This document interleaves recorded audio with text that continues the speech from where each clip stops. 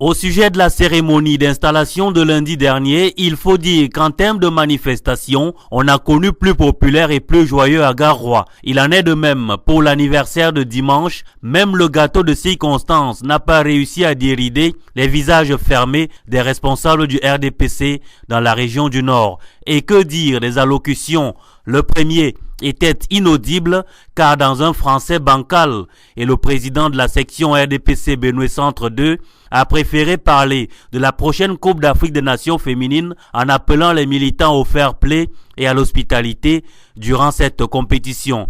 Mais quand on sait que si la prochaine CAN se déroule au Cameroun, seuls les sites de Yaoundé et de Limbé ont été choisis pour l'abriter, difficile de comprendre qu'un président de section à Garoua choisisse de s'appesantir là-dessus au détriment des problèmes que sans doute connaît son auditoire et qui sont loin d'avoir trouvé solution. Mais en toute chose, il faut savoir proportion garder. Et si le président n'avait pas botté en touche, et s'il s'agissait d'un message subliminal à l'endroit des militants au sujet de la cérémonie du lendemain, les invitant à accueillir les nouveaux dirigeants avec fair play et sens de l'hospitalité.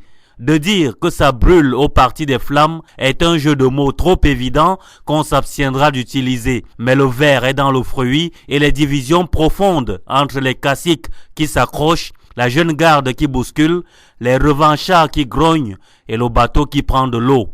La prochaine échéance électorale, c'est en 2018. Pas sûr que les sourires de façade réussissent d'ici là à ramener tout le monde sous le même toit. Les présidents qui viennent donc d'être installés devront pagayer dur, mais aussi jouer des coudes pour réussir à sauver le bateau RDPC de la noyade dans la Benoué.